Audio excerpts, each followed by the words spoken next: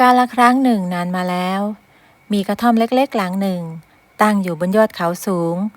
รายล้อมด้วยต้นไม้มากมายราวกับว่ากระท่อมหลังนี้ถูกล้อมไว้ด้วยป่าขนาดใหญ่แต่ถ้าว่าอยู่ไม่ไกลจากเมืองหลวงมากนัก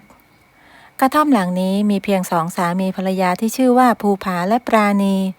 และคนรับใช้อีกหนึ่งคนเธอชื่อว่าชะเอมอาศัยอยู่เท่านั้นใครก็ตามที่หลงเดินเข้าไปเพื่อหวังจะพิสูจน์ว่ากระท่อมหลังนั้นเหมือนที่เขาล่ำลือกันหรือไม่กลับพบสายตาสีแดงจากหมาป่าที่อยู่ในพุ่มไม้เต็มไปหมดจนชาวบ้านต้องวิ่งหนีเตลิดบางก็บอกว่าในภูเขาลูกนี้อาจมีสัตว์ประหลาดหูยาวหรืออาจมีนางฟ้าวิ่งเล่นอยู่ก็ได้แต่ก็ไม่มีใครรู้ความจริงว่าเป็นยังไงแต่ชาวบ้านในละแวกนั้นต่างก็ไม่ได้เกลียดกระท่อมหลังนั้นเพราะพวกเขาอยู่อย่างเงียบๆไม่ไปก่อกวนชาวบ้านจึงต่างคิดว่าหญิงสาวอาจจะเป็นนางฟ้าก็เป็นได้และชายหนุ่มนั้นอาจเป็นสัตว์ประหลาดก็เป็นได้เช่นกันต่อมาปราณีก็ได้ให้กำเนิดลูกสาวและได้ตั้งชื่อว่าขวัญเรือนมารดาอุ้มลูกน้อยอย่างทนุถนอมเนื่องจากเป็นลูกคนแรกด้วยขวัญเรือนหนูคือของขวัญของพ่อกับแม่นะลูกนะมารดาได้กอดทารกน้อยหน้าตาจิ้มลิ้มไว้ด้วยความตื้นตันใจจนกลั้นน้ำตาไว้ไม่อยู่ทันใดนั้นก็มีเสียงชายคนหนึ่งเรียกชื่อเธอจากหน้าบ้านฟังจากน้ำเสียงที่แหบแห้งและแผ่วเบาราวกับว่าเจ้าของเสียงนั้นใกล้จะหมดแรงเต็มทีปราณีรีบบอกสาวใช้ให้ไปเปิดประตูดูเพราะคิดว่าน่าจะเป็นภูผาสามีของเธอเมื่อชะเอมสาวใช้เปิดประตูออกไปดูก็รีบตะโกนกลับเข้ามาบอกด้วยความตื่นตระหนกตกใจคุณหนูคะคุณหนูท่านภูชะเอมเสียงสั่นพูดไม่เป็นศัพท์ปราณีต้องวางลูกลงบนที่นอนแล้วรีบเดินไปดูและเธอก็พบว่าภูผาสามีของเธอนั้นนอนจมกองเลือดอยู่เนื่องจากเขาเพิ่งผ่านการต่อสู้พร้อมกับที่มือของเขายังถือพืชผักผลไม้เอาไว้พี่ภูทำใจดีๆเอาไว้นะเดี๋ยวฉันจะรีบไปตามหมอมาช่วยปราณีประคองภูผาอย่างทุลักทุเลส่วนชะเอมก็รีบวิ่งลงไปเพื่อไปตามหมอจากในเมืองขวัญเรือนเสียงภูผาพูดอย่างแผ่วเบาพี่อย่าหลับนะเสียงสะอึกสะอื้นของปราณียังคงทำให้ภูผานั้นปวดใจมากปราณีเจ้าจงดูแลขวัญเรือนลูกของเราให้ดีๆนะเสียงของเขาพูดอย่างช้าๆและค่อยๆเบาลงพร้อมกับหลับตาและจากไปอย่างสงบภรรยาก็ได้แต่ร้องไห้แทบขาดใจกอดร่างอันไร้วิญญาณด้วยความเสียใจทันใดนั้นเสียงลูกน้อยก็ร้องจ้าขึ้นปราณีจึงรีบไปอุ้มลูกมาจับมือของพ่อเป็นครั้งสุดท้ายชะเอมสาวใช้ที่ได้วิ่งลงไปจากหุบเขาเพื่อหาหมอนั้นก็กลับมาไม่ทันเสียแล้ว5 ปีผ่านไปแม่วันนี้ขวัญหาพืชผักและปลามาให้แม่ด้วยเด็กน้อยที่หน้าตาจิ้มลิ้มคนนั้นได้อวดของที่หามาได้ให้แม่ดูเก่งมากจ้ะลูกปราณีชื่นชมลูกสาวที่เอาตัวรอดได้แต่ถ้าว่าตอนนี้เธอกำลังป่วยกระเสาะกระแสะและไอเป็นเลือดซึ่งหมอก็ไม่สามารถรักษาได้ร่างกายก็สูบผอมขาวซีดผมก็เริ่มกลายเป็นสีขาวเธอทำได้แค่นอนรอความตายเท่านั้นซึ่งเธอเองก็รู้ดีแม่ต้องอยู่กับหนูนะหนูจะเลี้ยงแม่เองเป็นความคิดของเด็กน้อยวัย5 ขวบเธอช่างงดงามทั้งกายและใจเหมือนกับแม่ของเธอไม่มีผิดและหนูน้อยก็ได้ไปรับจ้างทั่วไปในหมู่บ้านเพื่อหาเงินมาซื้อยาให้แม่ทั้งรับจ้างล้างจานซักเสื้อผ้าและช่วยทำอาหารเด็กน้อยก็รับหมดไม่สนว่างานจะยากลำบากขนาดไหนเพราะมือน้อยๆคู่นี้อยากช่วยให้แม่นั้นหายป่วยเร็วๆ ส่วนชะเอมซึ่งเป็นสาวใช้ก็ได้ดูแลเจ้านายซึ่งเป็นนายหญิงของเธออย่างใกล้ชิดเพราะเธอไม่สามารถช่วยเหลือตัวเองได้ไม่ว่าจะลุกจะนั่งอาบน้ำกินข้าวก็ต้องมีชะเอมคอยทำให้ตลอดพี่ชะเอมวันนี้ฝากดูแลแม่ด้วยนะเดี๋ยวขวัญไปทำงานก่อนค่ะคุณหนูชะเอมได้แต่ตอบตกลงเพราะไม่สามารถทำอะไรได้มากกว่านี้เธอเคยแอบตามไปก็โดนจับได้จึงได้แต่ฝากฝังคนในละแวกนั้นให้ช่วยดูแลคนหนูของเธอด้วยจนตะวันบ่ายคล้อยขวัญเรือนก็เดินทางมาพร้อมกับอาหารเต็มตะกร้าเช่นเคยแม่จ๋าหนูเอาอาหารมาให้แม่เต็มตะกร้าเลยขวัญจ๊ะมาใกล้ๆแม่หน่อยสิลูกเด็กน้อยเดินมาในชุดที่เต็มไปด้วยดินโคลนมากมายและมือที่หยับกระด้างของเธอหนูไม่ต้องพยายามแล้วนะลูกมารดาลูบแก้มลูกสาวอย่างแผ่วเบาชะเอม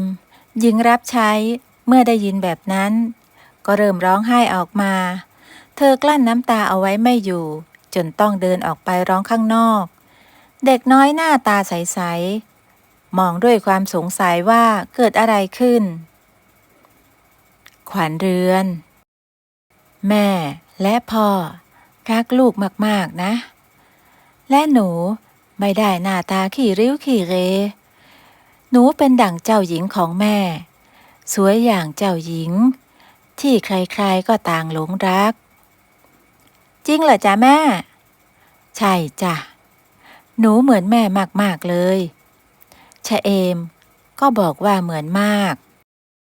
ใครๆก็บอกว่าหนูขี้เหร่บ้างทั้งยากจนบ้างแล้วก็สกปรกด้วยผู้เป็นแม่ได้ยินแบบนั้นก็โอบกอดลูกสาวเพื่อปลอบใจเอาไว้และขอคำมั่นสัญญากับลูกสาวไปอย่างหนึ่งสัญญากับแม่อย่างสิลูกได้จ้ะแม่ปราณีได้เอาชามสีดำที่อยู่ข้างตัวนำมาคลุมที่หัวของลูกสาวทีนี้สัญญากับแม่นะว่าจะไม่เอาชามบนหัวนี้ออกจนกว่าจะถึงเวลาทำไมล่ะจ๊ะความงามของลูกจะถูกปิดไว้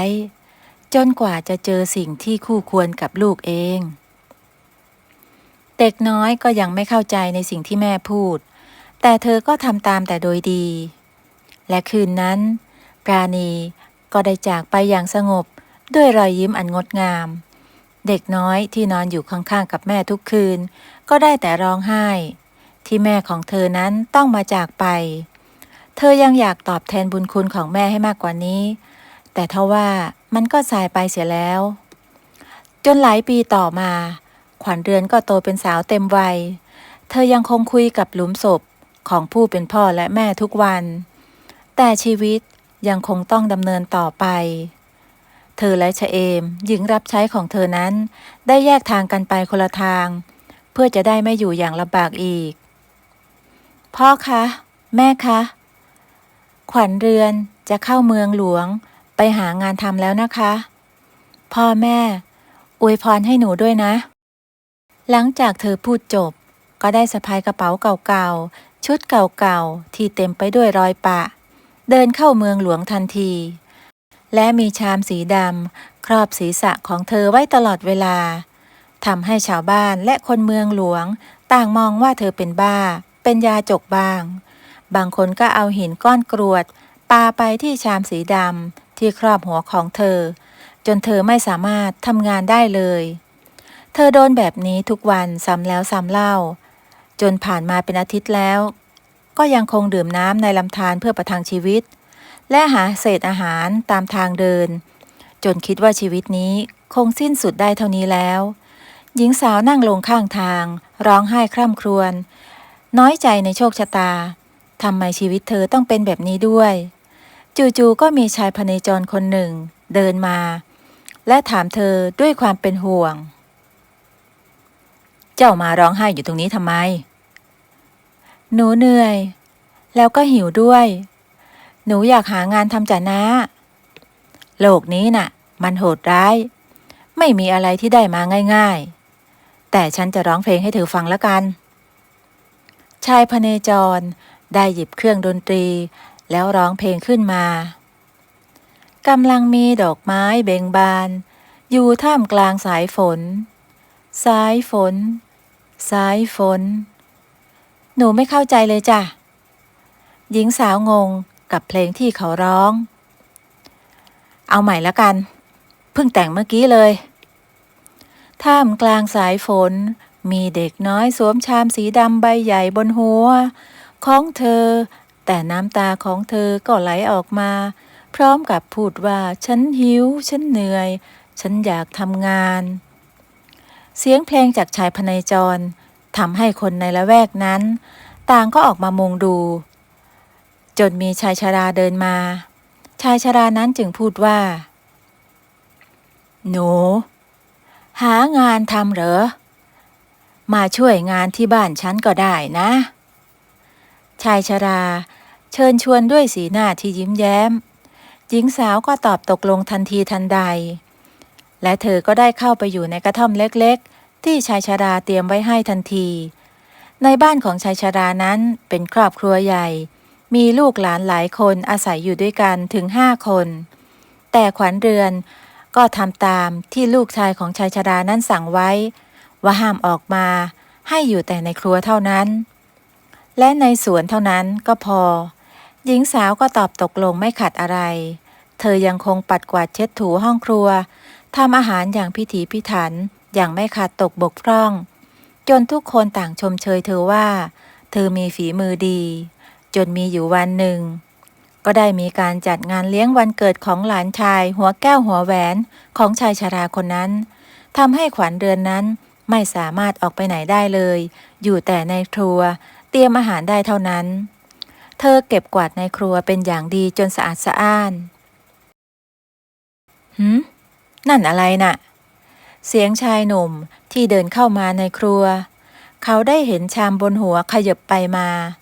จนเกิดสงสัยจึงได้เดินเข้ามาใกล้ๆเธอแต่ทันใดนั้นเองขอโทษครับเขาตกใจที่เห็นว่าเป็นคนสวมชามสีดำไว้บนหัวและพอมองก้มลงไปที่ใบหน้าใกล้ๆก็เห็นหน้าใสๆตาโตๆของเธอขวัญเรือนทำตัวไม่ถูกวิ่งหนีกลับกระท่อมของเธอไปทันทีหลังจากวันนั้นหลานชายก็ได้ถามเรื่องราวจากชายชราและพ่อแม่ของตนเองเกี่ยวกับหญิงสาวที่สวมชามสีดำไว้บนหัวตลอดจึงทราบแน่ชัดว่าเธอทำอาหารและดูแลสวนดูแลที่บ้านเป็นอย่างดีจึงเกิดการชอบพอและพูดคุยกับพ่อแม่ว่าพ่อครับแม่ครับผมเจอคนที่ชอบแล้วครับใครหรือลูกขวัญเรือนครับหลังจากที่พ่อแม่ได้ยินอย่างนั้นพ่อก็ดีใจจนออกนอกหน้าส่วนแม่ก็แกล้งเป็นลมเพื่อลูกจะได้เห็นใจแต่ทว่าลูกกลับชอบจริงทำจริงและสู่ขอขวัญเรือนทันทีอย่างไม่รอช้าขวัญเรือนจู่ๆก็มาโดนขออย่างงงๆเธอก็ยังไม่ทันตอบรับหรือตอบตกลงแต่กลับต้องมาใจอ่อนเพราะความตื้อของชายหนุ่มที่ชื่อว่าสายชนคนนี้ที่คอยดูแลและเอาใจใส่ขยันทำงานเพื่อไม่ให้ใครมาดูถูกขวัญเรือนเลยแม้แต่น้อยเมื่อเข้าสู่พิธีสู่ขอหญิงสาวจึงได้พูดว่าเราไม่สวยยากจนมีชามติดบนหัวสายชนคิดดีๆแล้วใช่ไหมเราไม่สนว่าใครจะมองยังไงแต่เรารักขวัญเรือนที่ขวัญเรือนเป็นขวัญเรือนเองและเรารับได้ในสิ่งที่ขวัญเรือนเป็นเมื่อสายชนพูดจบชามสีดำที่อยู่บนศีรษะของขวัญเรือนก็แตกออกมาเป็นเสี่ยงๆล่วงหล่นลงพื้นกระจายอยู่ข้างๆและมีเงินและทองตกลงมาเหมือนแม่ได้เตรียมไว้ให้แล้วจนทำให้ขวัญเรือนนึกถึงคำที่ว่าความงามของลูกจะถูกปิดไว้จนกว่าจะเจอสิ่งที่คู่ควรกับลูกน้ำตาก็ล้นออกมาสายชนเมื่อเห็นขวัญเรือนร้องไห้ก็โอบกอดเอาไว้และงานแต่งงานก็ผ่านไปได้ด้วยดี เมื่อชามสีดำได้แตกสลายไปหน้าตาอันสะสวยของขวัญเรือนก็เป็นที่ประจักษ์เรื่องลือของคนในเมืองหลวงและเรื่องราวของเธอก็กลายเป็นเรื่องเล่าขานกันรุ่นต่อรุ่นสืบต่อกันมา